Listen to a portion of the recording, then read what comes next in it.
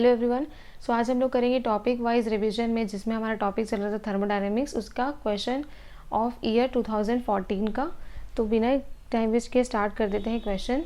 तो यहाँ पे आपका दिया है question number 1, which is in a bomb calorimeter the combustion of 0.5 gram of compound A.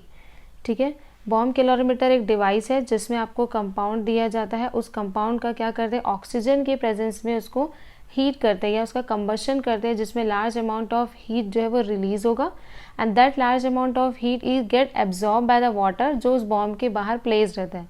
और अच्छा चलो उसका अगर डायग्राम देखा जाए, सी बॉम्ब कैलोरीमीटर कैसा होगा, ये इस तरह से एक बॉक्स जैसा डिवाइस होता है, करेक्ट। इसमें एक अंदर एक और बॉक्स होगा जिसको बॉम्ब बोलते हैं एंड यहाँ पे होता है आपका ट्यूब, जिसमें आपका वो कंपाउंड रखेंगे जिसको आप बर्न करोगे in the presence of oxygen. ठीक है, अब जब इलेक्ट्रिक स्पार्क के हेल्प से, ठीक, अब जब इसको बर्न करेंगे तो ऑब्वियसली कंबशन प्रोसेस में क्या होता है, लार्ज अमाउंट ऑफ जो कंबशन प्रोसेस है, कंबशन प्रोसेस मीन्स जिसमें large amount of energy large amount of energy या जो large amount of energy in the form of heat release होगा। तो ये हीट कहाँ जाएगा, ये हीट जाएगा आपके इस वाले कंटेनर में जो उसके बाहर रखा है, और इस कंटेनर में होता क्या है, वाटर। ठीक, तो वाटर क्या करेगा, इस हीट को एब्जॉर्ब कर लेगा। हीट को एब्जॉर्ब करने से इस वाटर का जो टेम्परेचर है, इस वाटर का टेम्परेचर होगा इंक्रीज, और उस टेम्परेचर को हम डिनोट करते हैं या फिर उसको मेजर करेंगे with the help of a thermometer जो यहाँ पे प्लेस्ड होगा इस बाहर वाले बॉक्स में। ठीक है, तो यही बॉम्ब कैलोरीमीटर का थोड़ा बेसिक कॉन्सेप्ट है।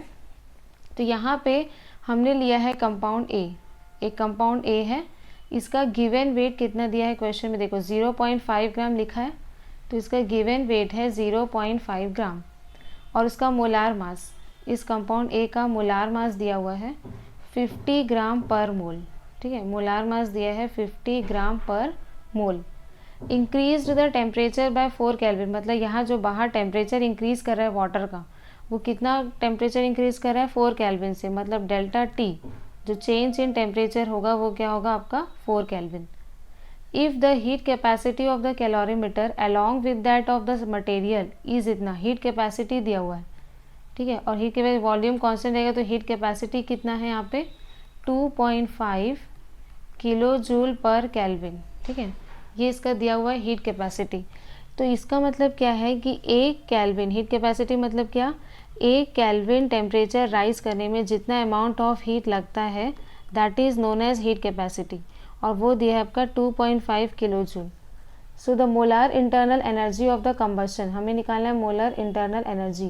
तो इस मोलर इंटरनल एनर्जी का डायरेक्ट एक फॉर्मूला है कि इंटरनल एनर्जी ये इक्वल होगा किसके, आपका हीट कैपेसिटी के, C इंटू जो चेंज इन टेम्परेचर हो रहा है that is delta T, into उसका molar mass that is W upon उसका गिवन वेट। ये इसका डायरेक्ट फॉर्मूला है इंटरनल एनर्जी निकालने का ऑफ अ बॉम्ब कैलोरीमीटर। तो अगर हमारे पास सारे कंपाउंड्स का सब चीज़ दिया हुआ है, हीट कैपेसिटी भी दिया है, चेंज इन टेम्परेचर कितना हो रहा है वो भी हमें पता है, उसका मोलार मास भी दिया है और उसका वेट कितना है वो भी दिया है, उसको आप पुट करो तो डायरेक्ट आपका क्या आ जाएगा, इंटरनल एनर्जी। ठीक, तो यहाँ पे हीट कैपेसिटी कितना है 2.5, ठीक, into change in temperature, change in temperature कितना हो रहा है 4 केल्विन हो रहा है, तो ये हो जाएगा 4 इंटू उसका मोलार मास कितना दिया है 50 upon W which is weight, और ये आ जाएगा आपका 0.5 ग्राम। ठीक, तो ये सब को जब आप सॉल्व करोगे तो इंटरनल एनर्जी आता है 1000, और चूंकि यहाँ पे ये सब किस में था, ये किलो जूल में है, तो इसलिए ये भी जो इंटरनल एनर्जी है वो किस में आएगा, किलो जूल में आएगा। ठीक, बस यहाँ पे इतना ध्यान देना कि ये इंटरनल एनर्जी क्या होता है, जो हीट चेंज होगा एट कांस्टेंट वॉल्यूम उसी को बोलते हैं क्या, इंटरनल एनर्जी। और यहाँ पे हीट जो है कंपाउंड अपना हीट क्या कर रहा है, रिलीज़ कर रहा है, तो रिलीज़ कर रहा है इसलिए जो साइन है यहाँ पे क्या आएगा, निगेटिव, क्योंकि जब एनर्जी रिलीज़ करते हैं तो निगेटिव एक्सोथर्मिक रिएक्शन, और जब एनर्जी एब्जॉर्ब करेंगे तो एंडोथर्मिक रिएक्शन विच इज़ जिसमें क्या होगा आपका पॉजिटिव। इसलिए और इंटरनल एनर्जी क्या होता है, which is heat change at constant volume, इसलिए एनर्जी रिलीज़ हो रहा है, दैट वाई इसका साइन क्या होगा आपका माइनस, और आपका आंसर क्या आएगा -1000 किलो जूल, करेक्ट। तो इसलिए इसका ऑप्शन क्या आएगा, option number second. Clear. Next question. Okay, so next है क्वेश्चन नंबर 2। इस क्वेश्चन नंबर 2 में देखो क्या है, if temperature is doubled and the mass of the gaseous molecule is half, the RMS speed of the molecule will change bye a factor of what. तो यहाँ हमें क्या निकालना है, देखो RMS स्पीड। तो सबसे पहले हमें पता होना चाहिए कि RMS स्पीड का फॉर्मूला क्या है।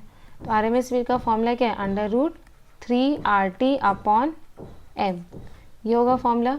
तो यहाँ पे आप 3 और ये R, ये प्रोपोर्शनलिटी कांस्टेंट अगर हटा दिए तो आप यहाँ से बोल सकते हो कि जो RMS स्पीड है वो डायरेक्टली प्रोपोर्शनल होगा किसके, टेम्परेचर और मास, मतलब डायरेक्टली प्रोपोर्शनल होगा टेम्परेचर के और मास के इन्वर्सली प्रोपोर्शनल।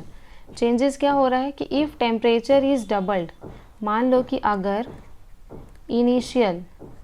इनिशियल जो टेम्परेचर है वो T है, ठीक, और बाद में ये टेम्परेचर को हमने क्या कर दिया, double, that is twice of T, and the mass of the gaseous molecule is half मतलब इनिशियल अगर मान लो मास ऑफ द मॉलिक्यूल है m, और बाद में इसके मास को क्या कर दिया हमने, हाफ, मतलब ये हो जाएगा m/2। तो उसकी RMS जो स्पीड होगी उसमें क्या चेंज होगा, मतलब will change bye a factor of what, factor हमें निकालना है। तो अगर मान लो इनिशियल वाला VRMS ये है आपका, ये जो प्रोपोर्शनल है किसके, T/m के, ठीक। ये सब होने के बाद, मतलब टेम्परेचर को डबल करने के बाद और मास को हाफ करने के बाद जो नया VRMS है मान लो वो हो जाएगा V'/RMS, और ये किसके बराबर होगा, टेम्परेचर क्या होगा, twice of T upon mass क्या हो जाएगा m/2। ये m/2 को हम अगर रिवर्स कर दे तो ये क्या लिखा सकता है, ये हो जाएगा √2/T/m, और ये 2 चला जाएगा कहाँ, ऊपर। तो इसको हम और अगर सॉल्व करें तो क्या होगा, 2 2 ज़ा 4 T अपॉन ये आ जाएगा आपका m। नाउ ये आपका क्या है, चेंज होने के बाद VRMS, तो इसको हम लिख सकते हैं क्या, V'/RMS अपॉन, डिवाइड कर देते हैं प्रीवियस वाले VRMS से, तो क्या होगा, ये आपका क्या है, नया वाला VRMS, तो ये क्या हो जाएगा √4T/m डिवाइडेड बाय प्रीवियस वाला कौन सा है, ये √T/m। तो यहाँ से क्लियर है कि ये जो √T/m है और √T/m कैंसिल हो जाएगा, और चूंकि आपका सिर्फ क्या बचेगा, √4, तो 4 का रूट क्या होता है 2, तो ये हो जाएगा 2। तो यहाँ से आ जाएगा कि जो नया VRMS का स्पीड है वो क्या हो गया, ट्वाइस हो जाएगा किसके, जो प्रीवियस VRMS स्पीड होगा, मतलब √m² स्पीड के। तो कितने फैक्टर से इंक्रीज हुआ, 2 फैक्टर से, मतलब डबल हो गया। इसलिए इसका आंसर क्या होगा, option number 2 which is 2। Clear. चलो नेक्स्ट, ये है आपका तीसरा क्वेश्चन। तीसरे क्वेश्चन में क्या लिखा है, देखो, the number of configurations in the most probable state according to Boltzmann formula is. अपने को क्या निकालना है, नंबर ऑफ कॉन्फ़िगरेशंस। सो यहाँ पे देख सकते हो कि ये KB बोल्ट्जमैन कांस्टेंट यूज़ किया हुआ है। तो यहाँ से आप थोड़ा सा अंदाज़ा लगाना कि जो इंट्रॉपी का एक फॉर्मूला मैंने सिखाया है विच इज़ ΔS बराबर होगा किसके, KB ln ऑफ W। ये हमने प्रीवियस ईयर्स के जो 2 पेपर सॉल्व किए हैं थर्मोडायनेमिक्स, उसमें दोनों में यूज़ हुआ है। This is entropy, Boltzmann constant, और यहाँ W क्या है, नंबर ऑफ कॉन्फ़िगरेशंस या जो नंबर ऑफ ओरिएंटेशंस या नंबर ऑफ अरेंजमेंट्स, तीनों क्या है, W ही है। और हमें यही निकालना है, बोला है ना, the number of configurations find out करना है। तो आप एक काम करो, इस W को आप एक तरफ करो, बाकी सब एक तरफ करके सॉल्व करते जाओ। सो अगर ये ln ऑफ W एक तरफ रखूँ तो ये क्या हो जाएगा, ΔS अपॉन KB। ठीक है, यहाँ पे देख लो एंट्रोपी चेंज में नहीं यूज़ हुआ है, तो इसलिए आप इसको डायरेक्ट S अपॉन क्या लिख सकते हो, KB। करेक्ट। अच्छा, ये क्या है, ये है नेचुरल लॉग ऑफ n, मतलब इसका बेस क्या है, log to the base e है ना।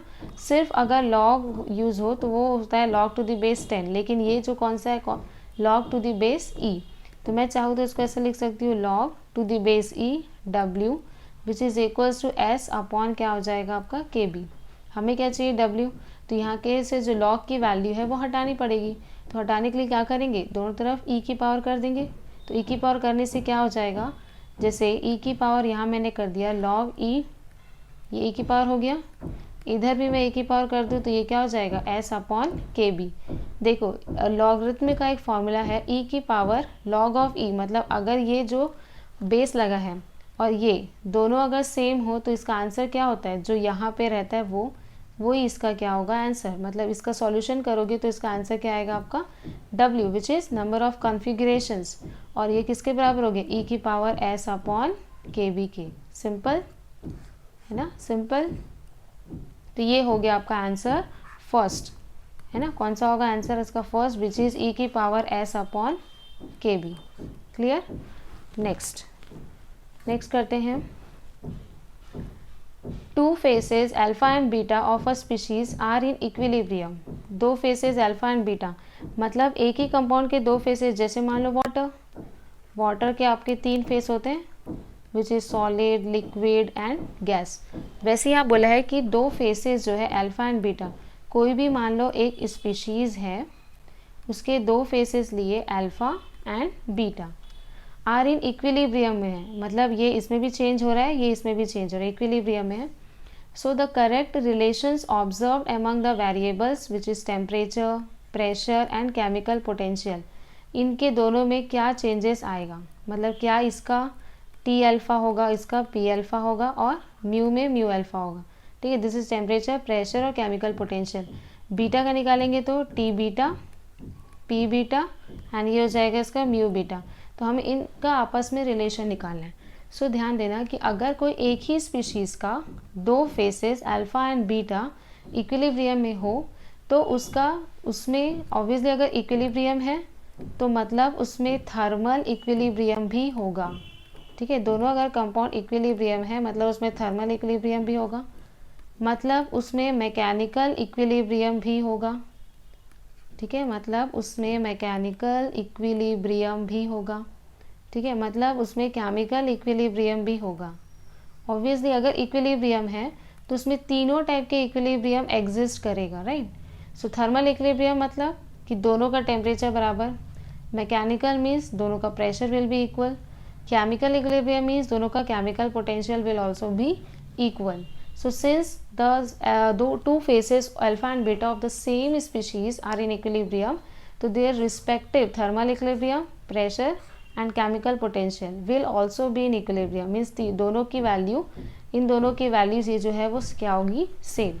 सो सेम किस में है, ऑप्शन नंबर 3, तो इसलिए इसका आंसर क्या होगा third. Clear. Next, okay next question देखो।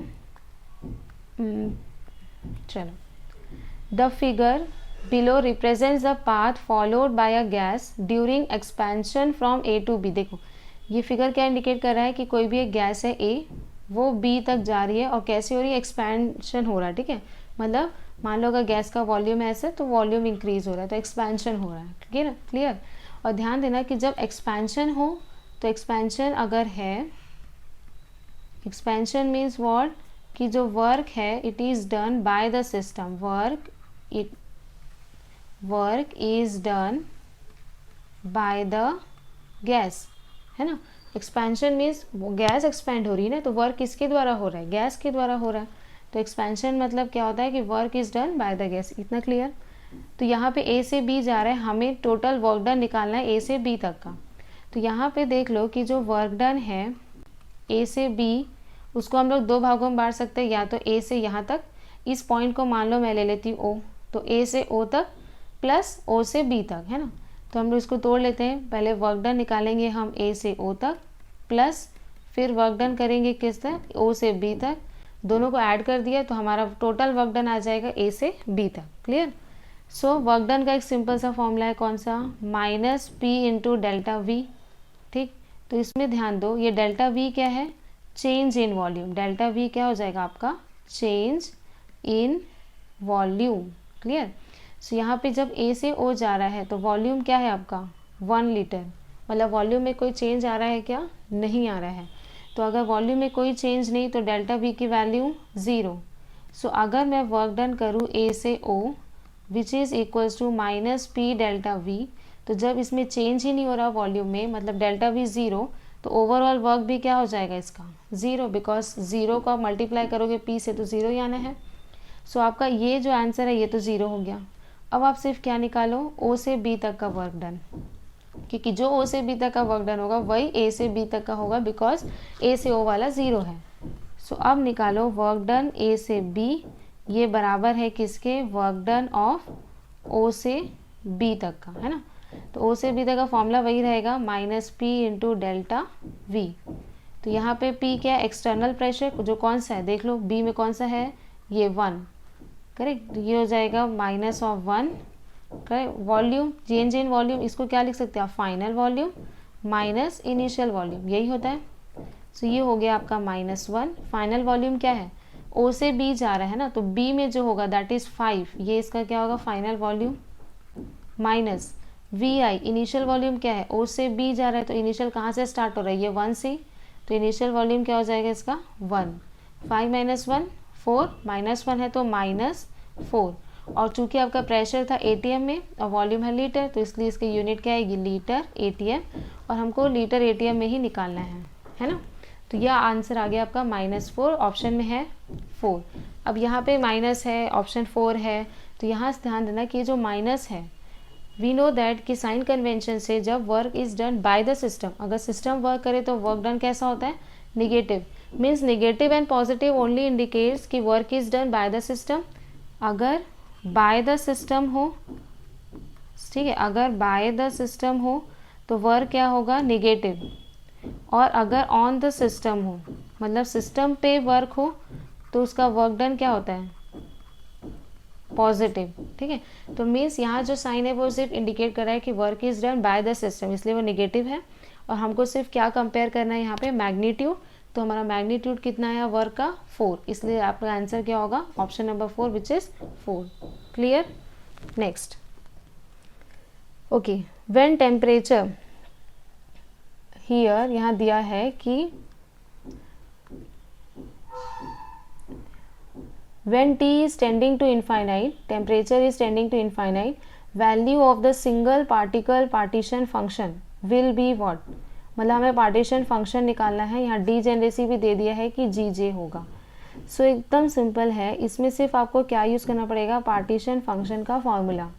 पार्टीशन फंक्शन का फॉर्मूला, बेसिक फॉर्मूला क्या होता है, समेशन GJ, अगर J है तो J e की पावर -EJ अपॉन KT, ये पार्टीशन फंक्शन का फॉर्मूला है। कैसे आया, पार्टीशन फंक्शन क्या होता है, सारे जो एनर्जी लेवल्स है, सारे एनर्जी लेवल्स के पॉपुलेशन का सम, मान लो इसका पॉपुलेशन P1 है, इसका P2 है, इसका P3 है, तो इन सब का सम ही क्या होगा आपका पार्टीशन फंक्शन।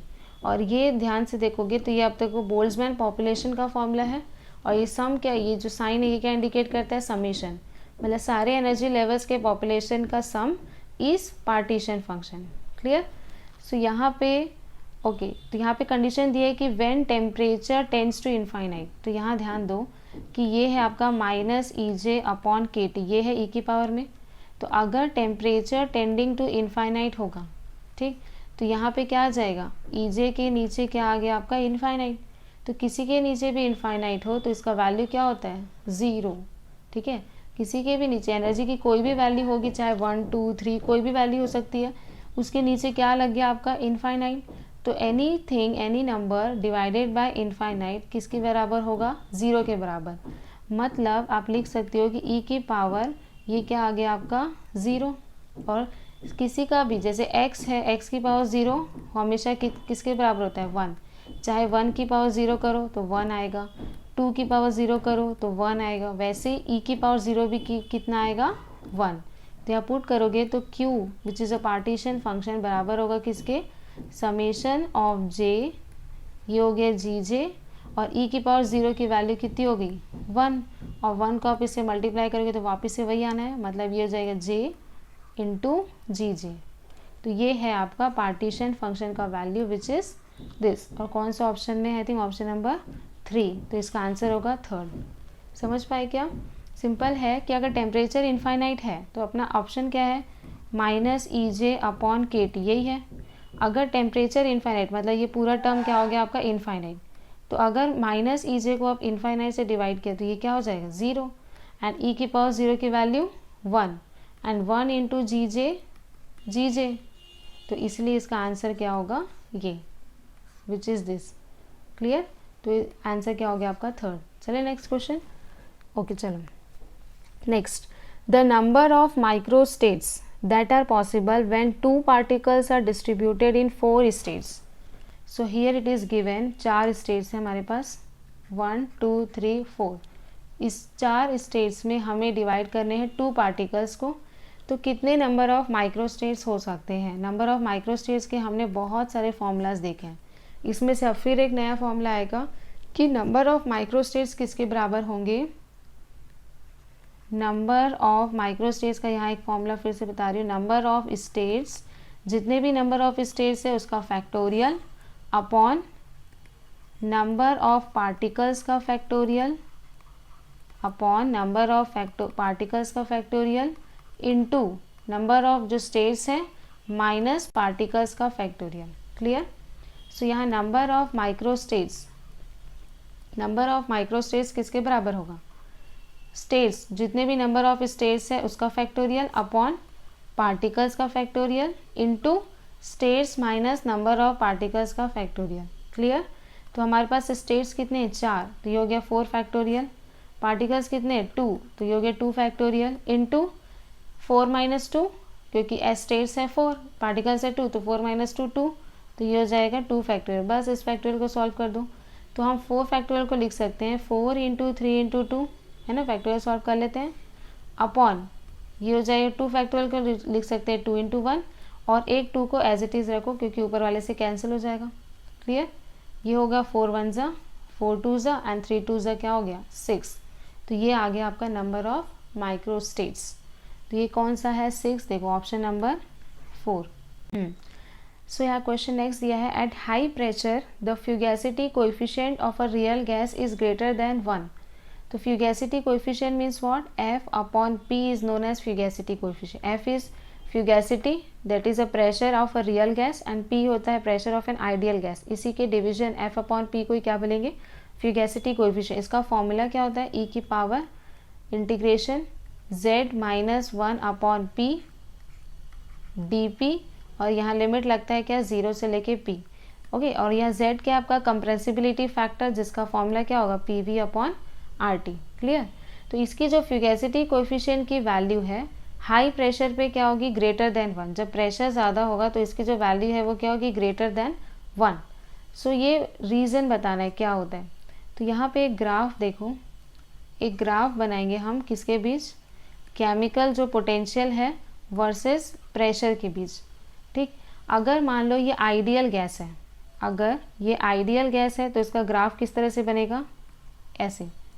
अगर ये आइडियल गैस होता है तो ग्राफ बनता है इस तरह से, ये किसका होगा आपका आइडियल गैस का। ठीक, लेकिन जो रियल गैस होती है, रियल गैस का ग्राफ कैसे बनेगा, तो रियल गैस का जो ग्राफ है, जब प्रेशर लो रहेगा तो ये तो आइडियल के जैसे ही जाएगा। जब प्रेशर लो है तो किसकी तरह जाएगा, आइडियल गैस की तरह जाएगा।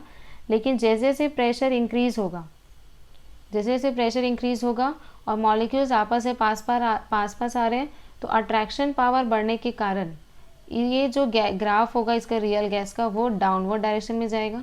ठीक, देन जब वो गैसियस मॉलिक्यूल्स इतने पास आ गए कि उसमें रिपल्शन होने लग जाए, तो रिपल्शन होने की वजह से क्या होगा, ये जो ग्राफ है वो ओवरवे कर जाएगा किसको, आइडियल गैस को। तो ये जो ग्राफ है वो किसका है, रियल गैस का, और ये जो बना था वो किसका होगा, आपके आइडियल गैस का। क्लियर? सी, ये ग्राफ किसके बीच में बना, केमिकल पोटेंशियल और प्रेशर के बीच। ये जो स्ट्रेट लाइन है that is of ideal gas, ये जो इस तरह से गया that is of real gas. तो रियल गैस में क्या है कि वी नो दैट कि जब प्रेशर कम रहता है तो रियल गैस आइडियल गैस की तरह ही बिहेव करता है, इसलिए दोनों का ग्राफ ऑलमोस्ट सेम टाइप से ही मूव हो रहा है। लेकिन जैसे जैसे जो गैसियस मॉलिक्यूल्स है, मान लो 2 गैसियस मॉलिक्यूल्स आपस में दूर दूर है, तो वो उसके बीच जो है वो आइडियल गैस की तरह ही बिहेव कर रहा है। लेकिन ये जब गैसियस मॉलिक्यूल पास पास आएंगे तो पहले तो क्या होगा कि ये दोनों एक दूसरे को अट्रैक्ट करेंगे, तो अट्रैक्शन पावर ज़्यादा होगा। अट्रैक्शन पावर होने की वजह से ये जो केमिकल पोटेंशियल का ग्राफ है वो डाउनवर्ड डायरेक्शन में गया।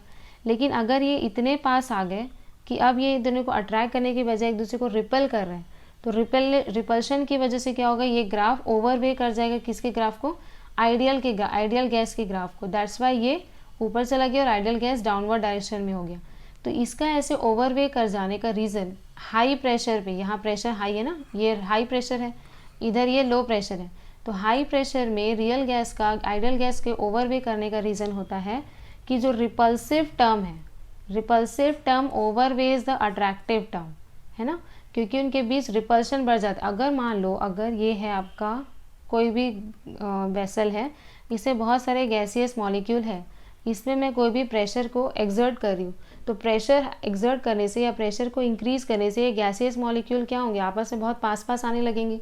ठीक है, पहले तो चलो थोड़ा प्रेशर इंक्रीज़ किया तो वो एक दूसरे को अट्रैक्ट करना चालू करेंगे, लेकिन एक पॉइंट ऑफ टाइम आएगा जब वो इतने ज़्यादा पास आ जाएंगे तो उनके बीच रिपल्शन स्टार्ट होने लग जाएगी।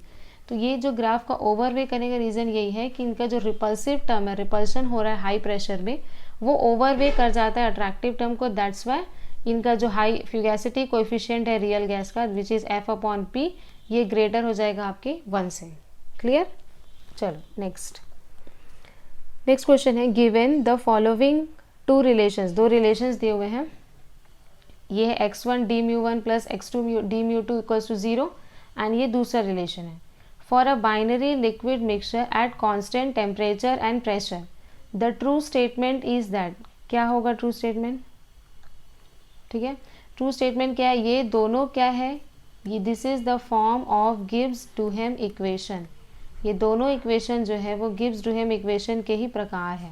करेक्ट, गिब्स-डुहेम इक्वेशन क्या होता है, summation of Ni d/μi equals to 0, इसी को क्या बोलते हैं, Gibbs Duhem equation. N is what, number of particles या number of moles, and d/μi मतलब change in the chemical potential, और ये केमिकल पोटेंशियल क्या है, this is a partial molar property, chemical potential is partial molar property. So यहाँ पे देखो ये d/1 भी केमिकल पोटेंशियल 2 है, अगर ये समेशन 2 कर दूँ Ni d/μi को, तो इसको हम क्या लिख सकते हैं, 2 तक जाना है मतलब क्या, Ni d/1 N1 d/1 plus N2 d/2, ये किसके बराबर हो गया, 0 के बराबर। तो यहाँ पे जो नंबर ऑफ पार्टिकल्स है उसको किसके टर्म में इंडिकेट किए हैं, मोल फ्रैक्शन के टर्म में, that is x1 and x2, and d/1 और d/2 तो एज इट इज़ है, मतलब ये जो स्टेटमेंट ए है वो क्या है, करेक्ट। उसी तरीके से यहाँ केमिकल पोटेंशियल की जगह दूसरे वाले इक्वेशन में दूसरी मोलर प्रॉपर्टी यूज हुई है, partial molar properties, which is partial molar volume.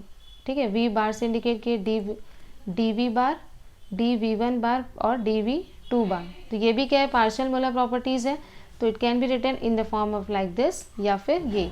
तो इसलिए ए और बी दोनों स्टेटमेंट्स क्या होंगे, करेक्ट। x1 क्या है, number of particles given in the terms of mole fraction, and ये हो गया आपका partial molar property first plus x2 into partial molar property of second particle equals to 0। तो ये आपका जो बी स्टेटमेंट है ये भी क्या होगा, करेक्ट।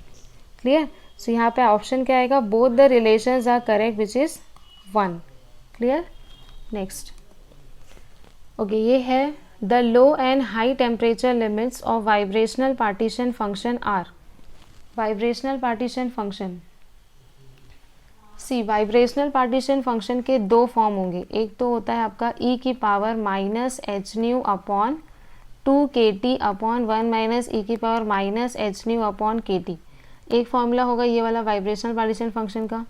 या फिर इस वाइब्रेशनल पार्टीशन फंक्शन को और कैसे लिख सकते हैं, 1/1 माइनस e की पावर -hν अपॉन kT, मतलब जब ये जो वैल्यू है वो बहुत स्मॉल हो तो इसको इग्नोर कर दिया जाता है और इसका जो वाइब्रेशनल पार्टीशन फंक्शन है उसका ये दूसरा फॉर्म बन जाता है।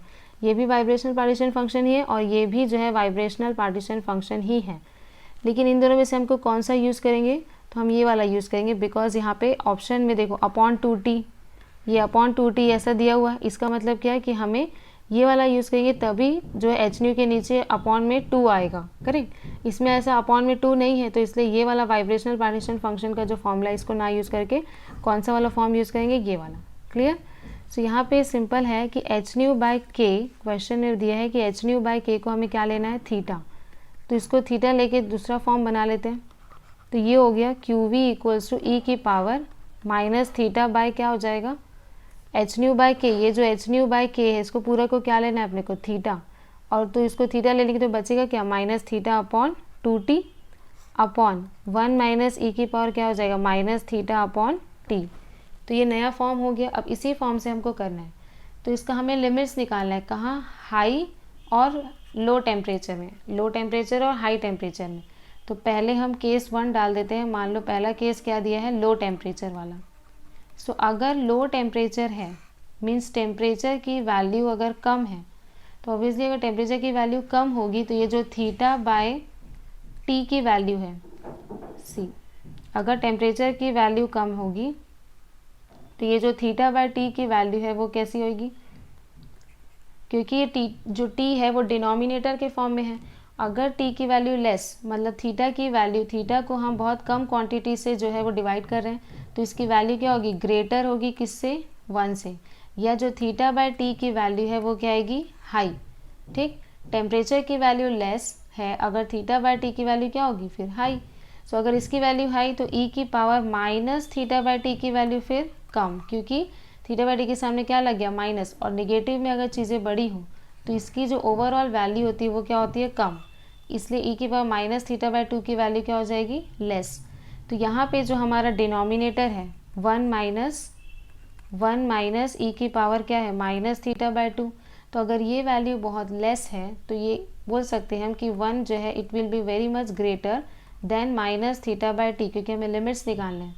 तो this can be written as 1 minus E की power minus theta by T को हम अप्रॉक्सीमेटली क्या लिख सकते हैं, फिर 1। तो यहाँ पे आपका पार्टीशन फंक्शन क्या बन जाएगा, ई की power minus theta by 2t divided by 1, और ये हो जाएगा ई की power minus theta by 2t। तो ये आएगा आपका लो टेम्परेचर में। क्लियर, फिर से एक बार देख लेते हैं। देखो, टेम्परेचर कम मतलब थीटा बाय टी की वैल्यू ज़्यादा होगी, क्योंकि टी यहाँ पे क्या है, डिनोमिनेटर में है ना, तो नीचे की जो वैल्यू है वो कम है, मतलब ओवरऑल ये वैल्यू क्या होगी, ग्रेटर। अगर ये ग्रेटर है तो ई की पावर माइनस लगा दिए, क्योंकि अगर बोला जाए -1 है और ये -4 है, इन दोनों में कौन सी वैल्यू छोटी है, तो -4 छोटी है ना, क्योंकि माइनस में अगर वैल्यू इंक्रीज होना मतलब उसकी ओवरऑल जो वैल्यू है वो डिक्रीज होती है। तो अगर थीटा बाय 2 ग्रेटर है तो ई की पावर माइनस अगर लगा दिए तो ये क्या होगा, स्मॉल। सो 1 जो है ये अगर बहुत स्मॉल है तो हम इसको अप्रॉक्सीमेटली 1 लिख सकते हैं। तो वही किया, अप्रॉक्सीमेटली 1 लिखा, तो दिस डिवाइडेड बाय 1 क्या हो जाएगा, वापस ये आएगा। तो ये आपका क्या होगा, आंसर। क्लियर। अब दूसरा कंडीशन लगाते हैं विच इज़ हाई टेम्परेचर। सो अगर हम हाई टेम्परेचर देखें, एट हाई टेम्परेचर में ऑब्वियसली अगर टेम्परेचर ज़्यादा है, अब टेम्परेचर ज़्यादा हो गई तो ऑब्वियसली थीटा बाय टी, क्योंकि टेम्परेचर ज़्यादा है तो टेम्परेचर ज़्यादा, नीचे की वैल्यू बहुत ज़्यादा है, मतलब ये जो वैल्यू है वो क्या हो जाएगी, कम, है ना। तो ई की power minus theta by T, अगर ये वैल्यू कम है तो ये वैल्यू क्या हो गई, ग्रेटर, मतलब हम इस वैल्यू को अब इग्नोर नहीं कर सकते, तो इसको हमें लिखना पड़ेगा। ठीक है, तो जैसे वहाँ पे ये वैल्यू छोटी हो गई थी तो इसलिए हमने 1 माइनस ई की power minus theta by T की जगह 1 ही लिख दिया, क्योंकि ये वैल्यू उस समय कम थी। लेकिन अभी के केस में, मतलब हाई टेम्परेचर के केस में ये वैल्यू कैसी है, ज़्यादा है, तो हम इसको इग्नोर नहीं कर सकते। तो हमारा जैसे जो पार्टीशन फंक्शन है विच इज़ ई की power minus theta by 2t upon 1 minus E की power minus theta by T है, तो यहाँ पे हम लगा सकते हैं एक्सपोनेंशियल सीरीज। एक्सपोनेंशियल सीरीज़ क्या है, ई की पावर अगर -x हो तो it can be written as 1 minus x. ठीक है, x की पावर 1 अपॉन 1 फैक्टोरियल, पर 1 की वैल्यू 1 ही होती है।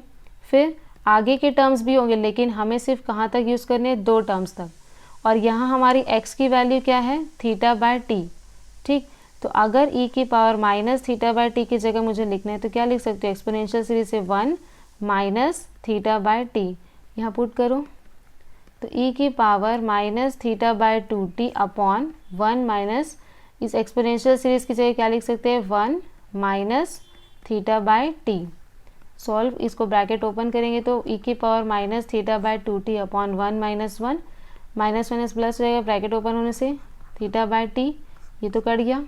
ठीक है, थीटा बाय टी को हम उल्टा करेंगे तो t बाय थीटा हो जाएगा, और ये हो गया e की power minus theta by 2t। तो ये आ जाएगा कब, हाई टेम्परेचर के केस में लिमिट। ठीक, तो देखो क्या आ रहा है।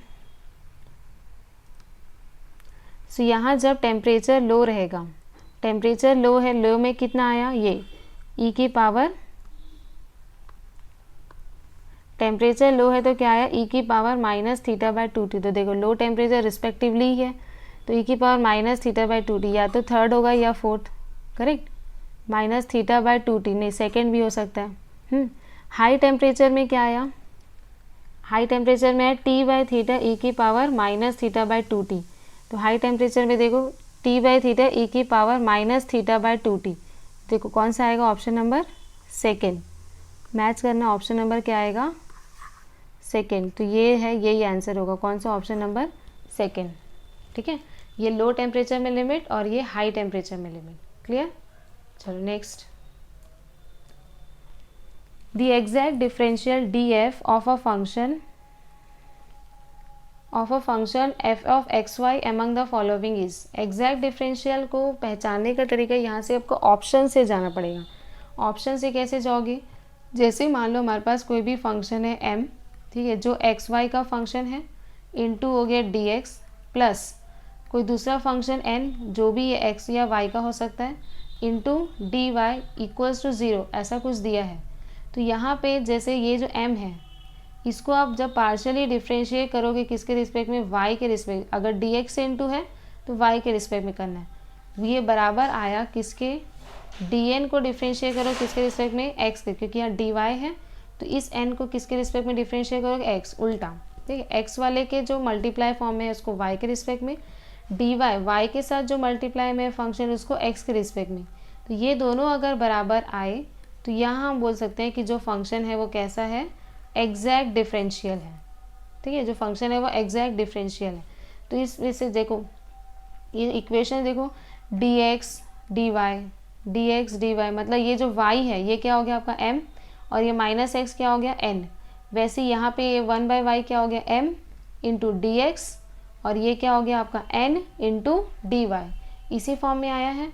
तो हमें बस यहाँ पे इनको m कंसिडर करके इनको y n कंसिडर करके ये करना है, और जिसमें ये दोनों बराबर आया मतलब वही वाला जो सॉल्यूशन है वो कैसा होगा आपका, एग्जैक्ट डिफरेंशियल। क्लियर। तो यहाँ पे है ऑप्शन नंबर, जैसे फोर्थ है, आंसर फोर्थ है तो फोर्थ को ही चेक करते हैं। आप लोग बाकी ऑप्शन भी चेक करना, नहीं आएगा इक्वल।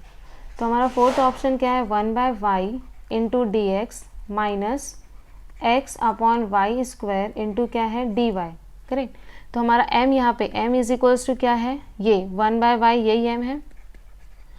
तो इसको आप पार्शियली डिफ्रेंशिएट करो किसके रिस्पेक्ट में, y के रिस्पेक्ट में। मतलब ये जैसे dx से मल्टीप्लाई है तो ये वाला फंक्शन किसके रिस्पेक्ट में डिफ्रेंशिएट होगा, y, x है तो y के रिस्पेक्ट में, y है तो x के रिस्पेक्ट में।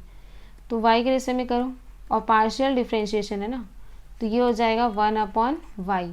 तो 1/y को डिफ्रेंशिएशन कैसे कर सकते हैं, ये हम लिख सकते हैं डेल अपॉन डेल वाई, और 1/y can be written as y की पावर -1। ठीक है, तो x की पावर n का डिफ्रेंशिएशन क्या होता है, nx की पावर n-1, यही होगा इसका डिफ्रेंशिएशन का फॉर्मूला। बस वही पुट करेंगे, यहाँ पे अपने n की जगह क्या दिया हुआ है, -1, तो ये हो जाएगा -1 y की पावर -1। ठीक, तो ये हो गया माइनस y की पावर -2, और इसको लिख सकते हैं -1/y स्क्वायर। तो यहाँ पे जो डेल्टा m मतलब m को जब पार्शियली डिफ्रेंशिएट किया y के रिस्पेक्ट में तो इसका आंसर आया -1/y स्क्वायर। वैसे अब क्या करें, n को पार्शियली डिफ्रेंशिएट करो किसके रिस्पेक्ट में। अब चूंकि ये dy के साथ इनटू है तो ये जो n होगा उसको हम डिफ्रेंशिएट करेंगे x के रिस्पेक्ट में। ठीक, और माइनस के साथ कंसिडर करेंगे ना, तो ये हो जाएगा डेल्टा ऑफ डेल x, और ये आएगा -x, n क्या है -x/y स्क्वायर। तो अगर पार्शियल डिफ्रेंशिएशन करते हैं, जैसे x के रिस्पेक्ट में पार्शियल डिफ्रेंशिएशन हो रहा है, मतलब x को छोड़ के बाकी सारा चीज़ क्या होगा, कांस्टेंट। मतलब यहाँ जो -1/y स्क्वायर है ये पूरा क्या रहेगा, कांस्टेंट। तो कांस्टेंट को हम बाहर निकाल देते हैं, तो ये हो जाएगा -1/y square del upon del x और x, और x का डिफ्रेंशिएशन क्या होगा 1, and 1 into this will be -1/y square. तो ये आ गया आपका डेल्टा n अपॉन, ये हो गया आपका del n upon delta x। तो देखो ये भी किसके बराबर आया, -1/y स्क्वायर, ये भी आया -1/y स्क्वायर, मीन्स ये इक्वल हो गया किसके, del m upon del y के। तो अगर ये दोनों इक्वल आया मतलब ये जो फंक्शन है आपका ये वाला, ये कैसा है, एग्जैक्ट डिफरेंशियल, और हमें एग्जैक्ट डिफरेंशियल को ही फाइंड आउट करना था, इसलिए आपका ऑप्शन नंबर क्या हो जाएगा, फोर्थ। क्लियर। सो यहाँ पे आपका ऑप्शन क्या आएगा, आपका option number 4th। Clear. Next, for a process in a closed system temperature is equals to what. तो ये आपका होगा मैक्सवेल रिलेशन से। मैक्सवेल रिलेशन पढ़े हैं बहुत बार से, दोनों पेपर से कराई मैक्सवेल रिलेशन। मैक्सवेल रिलेशन के लिए हम उसके स्क्वायर बनाते हैं, क्या होता है, सत्य है प्रकाश, गलत तो अंधकार, वेरी यूजफुल, ऐसी बनेगा। जो अपोजिट है ये टेम्परेचर और ये एंट्रोपी, ऊपर के दो कॉर्नर्स वाले के अपोजिट तरफ एरो बनाते हैं, एक इधर और ये इधर। सत्य है प्रकाश और ये प्रेशर होगा, ठीक है। सत्य है प्रकाश, गलत तो अंधकार, वेरी यूजफुल, ये क्या होगा आपका प्रेशर, अपोजिट तरफ एरो बनाया। सो यहाँ पे आपकी 4 इक्वेशंस निकलेगी, एक तो एंथैल्पी के सेंस में, फ्री एनर्जी के सेंस में, डीए के सेंस में और यू के सेंस में। तो यहाँ आपका एच दिया है, ए दिया है, एच दिया है और जी दिया है। तो यू का नहीं ज़रूरत, तो इसको नहीं निकालते, तो 3 बस निकालेंगे। तो ये हो जाएगा आपका डी एच। डी एच किसके बराबर होगा, इसके आसपास जो है मतलब एंट्रोपी और ये प्रेशर दोनों का differentiation, that is D S, और ये हो जाएगा डी पी। और इसके अपोजिट जो है उसको इंटू करते हैं, जैसे एस के अपोजिट क्या है टी, और सेम डायरेक्शन में जा रहे हैं इसलिए टी डी एस। पी के अपोजिट है वॉल्यूम और सेम डायरेक्शन में जा रहे हैं इसलिए प्लस वी डी पी, है ना। ऐसे ही करते हैं। अब ये ऑप्शन देखो, यहाँ पे क्या किया है, इंथैल्पी को प्रेशर के रिस्पेक्ट में डिफ्रेंशिएट किया है कीपिंग एंट्रोपी कांस्टेंट। वही करते हैं हम, इंथैल्पी को प्रेशर के रिस्पेक्ट में डिफ्रेंशिएट करो कीपिंग एंट्रोपी कांस्टेंट। तो अगर एंट्रोपी कांस्टेंट है तो ये जो चेंज इन एंट्रोपी वाला टर्म है ये क्या हो जाएगा, zero, because entropy constant means D S की वैल्यू क्या आएगी, ज़ीरो। तो ये पूरा क्या हो गया, ज़ीरो। तो सिर्फ बचेगा क्या, डीपी के रिस्पेक्ट भी करना है, तो ये डीपी और ये डीपी कैंसिल, तो यहाँ सिर्फ क्या आएगा, वी। तो यहाँ पे तो बोला है कि टेम्परेचर, मतलब अगर ये तो वॉल्यूम के रिस्पेक्ट इक्वल आ गया, मतलब ये तो ऑप्शन नहीं हो सकता है ना। तो ये कट टेम्परेचर के बराबर आएगा, वही ऑप्शन होगा। अब निकालते हैं इंथैल्पी का, एक और दिया है तो इसको भी यही कर लेते हैं। इसमें क्या किया है, इंथैल्पी को एंट्रोपी से डिफ्रेंशिएट किया है कीपिंग प्रेशर कांस्टेंट। तो हम यहाँ क्या करते हैं, इंथैल्पी को एंट्रोपी के रिस्पेक्ट में डिफ्रेंशिएट करते हैं keeping pressure constant. Pressure constant है मतलब ये जो टर्म है ये ज़ीरो हो जाएगा, ठीक है, क्योंकि डीपी ज़ीरो होगा। तो सिर्फ हमारे पास क्या बचेगा, टी डी एस, और ये डी एस तो कैंसिल, तो ये किसके बराबर आएगा, टी के बराबर। तो ये है आपका टेम्परेचर के इक्वल, मतलब ऑप्शन आंसर कौन सा होगा आपका, 4th वाला ही, क्योंकि हमें निकालना है कि टेम्परेचर किसके बराबर है। तो हमारा तो टेम्परेचर आया किसके बराबर, इसके बराबर, तो इसलिए आंसर क्या होगा, 4। एक और कट कर देते हैं, चलो इसको कट कर देते हैं कि ये कट क्यों होगा। तो इसके लिए हमको निकालना पड़ेगा डी जी। डी जी किसके बराबर होगा, d p d t, d p और ये हो गया डी टी। डी पी के अपोजिट वॉल्यूम और सेम डायरेक्शन में जा रहे हैं इसलिए plus v d p. T के अपोजिट एंट्रोपी और अपोजिट जा रहे हैं इसलिए माइनस एस डी टी। अब क्या किया इसके हिसाब से, फ्री एनर्जी को डिफ्रेंशिएट करना है प्रेशर के रिस्पेक्ट में कीपिंग टेम्परेचर कांस्टेंट। तो टेम्परेचर कांस्टेंट है मतलब ये जो टर्म है वो ज़ीरो, ठीक, और प्रेशर में डीपी, ये डीपी कैंसिल हो जाएगा, सिर्फ क्या बचेगा, वॉल्यूम, और हमें किसके इक्वल चाहिए, टेम्परेचर के इक्वल। तो इसलिए ये वाला भी ऑप्शन क्या हो जाएगा, कट। ये भी वैसे ही सिमिलरली कट होगा और आपका आंसर क्या होगा, ऑप्शन नंबर 4th। क्लियर। ये है आपका ग्राफ। ग्राफ किस में प्लॉट किया हुआ है, फंक्शन ऑफ वी, मतलब ये आपका फंक्शंस होगा, क्योंकि यहाँ दिया हुआ है ना स्पीड डिस्ट्रीब्यूशन फंक्शन। तो ये एफ ऑफ वी क्या है, स्पीड डिस्ट्रीब्यूशन फंक्शन किसका, हमें पहचानना है कि जैसे 3 दिया है ए बी और सी, तो ए का कौन सा है, बी का कौन सा है, सी कौन सा है, ठीक है। और 3 गैसेज है, नियॉन, ऑर्गन और क्रिप्टॉन। तो हमें मैच करना है कि नियॉन का कौन सा ग्राफ होगा, ऑर्गन का कौन सा ग्राफ होगा और क्रिप्टॉन का कौन सा ग्राफ होगा, ठीक। और वाई एक्सिस पे क्या है आपका, स्पीड। तो यहाँ पे ध्यान दो कि मोस्ट प्रोबेबल जो वेलोसिटी है उसका फॉर्मूला क्या होता है, √2RT/m, ठीक। मतलब जो मोस्ट प्रोबेबल वेलोसिटी है वो इन्वर्सली प्रोपोर्शनल है किसके, मास के। तो अगर मास ज़्यादा होगा तो मोस्ट प्रोबेबल वेलोसिटी क्या होगी, कम। ये तो समझ में आ रहा है। तो यहाँ देखो सी वाला जो ग्राफ है, जो सी वाला ग्राफ है वो सबसे ज़्यादा एक्सपैंड हुआ है। और ध्यान देना इसी में कन्फ्यूजन हो सकता है कि peak of the curve is not equivalent to speed, ठीक है, क्योंकि आपका स्पीड कहाँ पे, एक्स एक्सिस में है। स्पीड कहाँ पे है, एक्स एक्सिस में है, मतलब यहाँ पे ये जो सी वाला ग्राफ है उसकी स्पीड सबसे ज़्यादा है क्योंकि वो इस पॉइंट तक आया है। समझ आ रहे हो। तो सी जो है, सी की जो वेलोसिटी है वो मैक्सिमम है। अगर सी की वेलोसिटी मैक्सिमम है तो सी का जो मास होगा, because it is inversely relation, तो मास क्या होगा, मिनिमम। मतलब सी उसका ग्राफ होगा जिसका मास सबसे कम। तो नियॉन, ऑर्गन, क्रिप्टॉन में मास सबसे कम किसका है, नियॉन का, बिकॉज जब पीरियोडिक टेबल में ऊपर से नीचे जाओगे तो नियॉन का सबसे ऊपर आता है, फिर ऑर्गन, देन क्रिप्टॉन। तो नियॉन का मास क्या होगा, सबसे कम। तो सी जो वाला ग्राफ किसका होगा, नियॉन का। फिर देखो ए वाला जो ग्राफ है, ए का वेलोसिटी कहाँ आ रहा है, ये देखो यहाँ आ रहे हैं। ए का ग्राफ कहाँ पे आ रहा है, यहाँ। और जो बी है उसका ग्राफ कहाँ आ रहा है, यहाँ। करेक्ट। ए इधर है, बी इधर है, और सी वाला यहाँ पे एंड हो रहा था। तो सबसे कम वेलोसिटी किसकी होगी, आपकी ए वाले की, क्योंकि ए सबसे पीछे है और आपका स्पीड कहाँ पे, एक्स एक्सिस में। तो ए की वेलोसिटी क्या हो गई, सबसे कम। अगर ए की वेलोसिटी सबसे कम तो मास सबसे ज़्यादा। तो ए में उसकी वेलोसिटी जो है वो मिनिमम है। अगर वेलोसिटी मिनिमम तो मास क्या होगा, मैक्सिमम। मास मैक्सिमम, तो मास सबसे ज़्यादा किसका है, क्रिप्टॉन का है। तो इसलिए ए किसका हो जाएगा, क्रिप्टॉन का। बचा क्या, बी, तो बी किसका होगा, ऑर्गन का। और सी किसका निकाले हमने, नियॉन का। तो मैच करो। सो यहाँ पे देखो नियॉन सी, ठीक है, ऑर्गन बी, ठीक है, और क्रिप्टॉन है ए।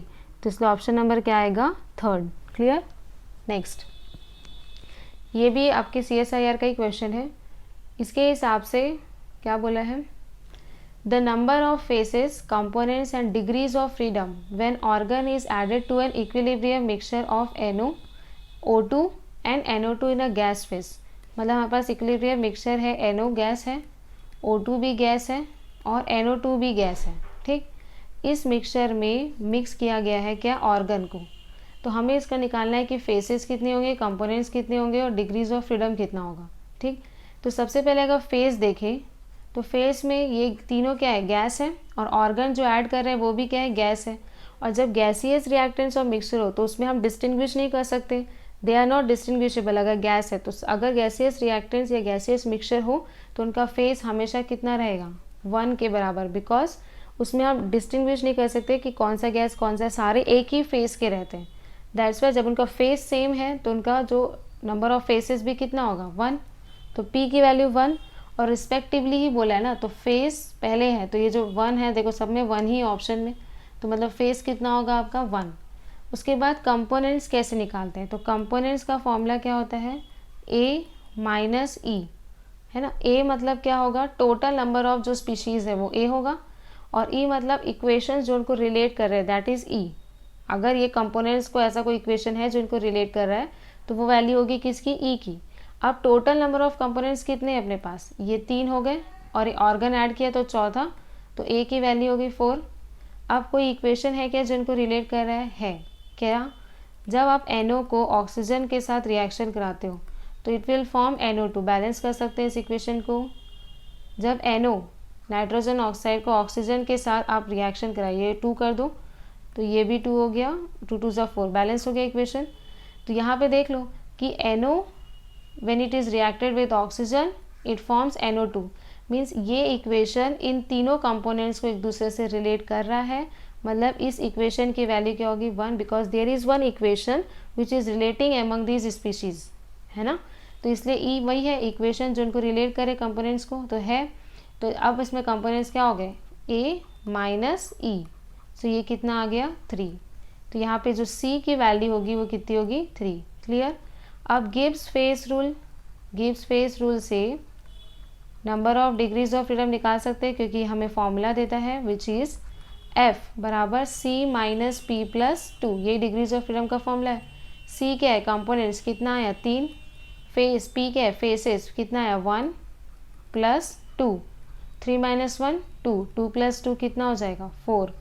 तो आपका डिग्रीज ऑफ फ्रीडम कितना आ गया, 4। तो F विल बी 4।